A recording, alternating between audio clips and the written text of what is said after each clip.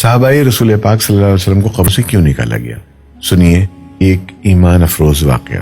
عراق کا بادشاہ ملک فیصل اول گہری نیند میں تھا۔ اس نے خواب میں دیکھا کہ کوئی اس سے کہہ رہا تھا، ہم رسول اللہ صلی اللہ علیہ وسلم کے 2 صحابی دریا دجلہ کے کنارے دفن ہیں۔ دریا کا رخ تبدیل ہو رہا ہے، پانی ہماری طرف بڑھ رہا ہے۔ حذیفہ بن یمان رضی اللہ تعالیٰ عنہ کی قبر مبارک میں پانی آ چکا ہے، جبکہ جابر بن عبداللہ رضی اللہ تعالیٰ عنہ کی قبر بھی نم ہونے لگی ہے۔ ہمیں یہاں سے نکال کر دریا کے کنارے سے کچھ فاصلے پر دفن کیا جائے۔ عراق کے بادشاہ نے یہ الفاظ خواب میں سنے، لیکن ان کی طرف کوئی توجہ نہ دی۔ دوسری رات پھر یہی الفاظ سنائی دیے، لیکن اس نے اب بھی توجہ نہ دی۔ تیسری رات یہ خواب عراق کے مفتی اعظم نور سعید پاشا کو دکھائی دیا۔ انہوں نے اسی وقت وزیر اعظم کو ساتھ لیا اور بادشاہ کی خدمت میں پہنچ گئے۔ جب انہوں نے بادشاہ سے اپنا خواب بیان کیا تو بادشاہ چونکا اور بولا، یہ خواب تو میں بھی 2 بار دیکھ چکا ہوں۔ اب انہوں نے مشورہ کیا۔ آخر بادشاہ نے مفتی اعظم سے کہا، پہلے آپ قبروں کو کھولنے کا فتویٰ دیں تاکہ میں اس خواب کے مطابق عمل کروں گا۔ مفتی اعظم نے اسی وقت قبروں کو کھولنے اور ان میں سے لاشوں کو نکال کر دوسری جگہ دفن کرنے کا فتویٰ جاری کر دیا۔ اب یہ فتویٰ اور شاہی فرمان اخبارات میں شائع کر دیے گئے۔ اعلان کیا گیا کہ عید قربہ کے دن دونوں اصحاب رسول صلی اللہ علیہ وسلم کی قبریں کھولی جائیں گی۔ اخبارات میں جوں ہی یہ خبر شائع ہوئی تو دنیا اسلام میں بجلی کی طرح پھیل گئی۔ اخبارات کی دنیا اس خبر کو لے اڑی، اور مزے کی بات یہ کہ یہ حج کے دن تھے۔ تمام دنیا سے مسلمان حج کے لیے مکہ اور مدینہ پہنچے ہوئے تھے۔ انہوں نے درخواست کی کہ قبریں حج کے چند روز بعد کھولی جائیں تاکہ وہ سب بھی اس پروگرام میں شرکت کر سکیں۔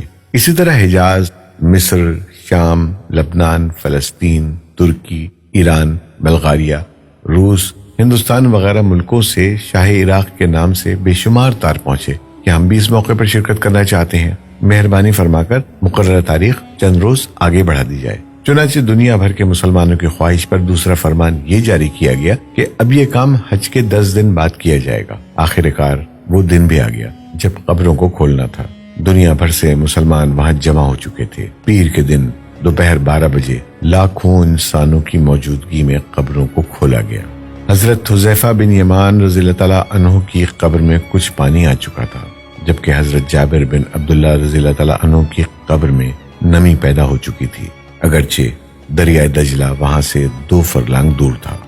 تمام ممالک کے سفیروں، عراقی حکومت کے تمام ارکان اور شاہ فیصل کی موجودگی میں پہلے حضرت حذیفہ بن یمان رضی اللہ تعالیٰ عنہ کی نعش مبارک کو کرین کے ذریعے زمین سے اس طرح اوپر اٹھایا گیا کہ ان کی نعش کرین پر رکھے گئے اسٹریچر پر خود بخود آ گئی۔ اب کرین سے اسٹریچر کو الگ کر کے شاہ فیصل، مفتی اعظم، وزیر جمہوریہ ترکی اور شہزادہ فاروق ولی عہد مصر نے اسٹریچر کو اپنے کندھوں پر اٹھایا اور نہایت احترام کے ساتھ ایک شیشے کے تابوت میں رکھ دیا۔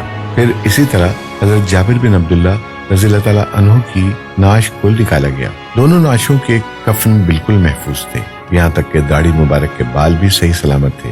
نعشوں کو دیکھ کر قطعاً یہ احساس نہیں ہوتا تھا کہ وہ 1300 سال پہلے کی ہیں، بلکہ یوں گمان گزرتا تھا انہیں وفات پائے ابھی مشکل سے 2-3 گھنٹے ہوئے ہیں۔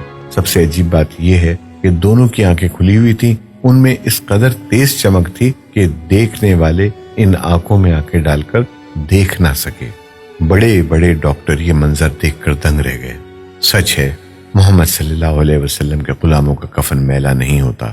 ہم امید کرتے ہیں کہ یہ معجزاتی اور تاریخ ساز ویڈیو آپ کو ضرور پسند آئی ہوگی۔ کمنٹس میں سبحان اللہ ضرور لکھیں، اور آپ اپنے دوستوں اور احبابوں کو بھی ضرور شیئر کریں تاکہ ان کا بھی ایمان تازہ ہو سکے۔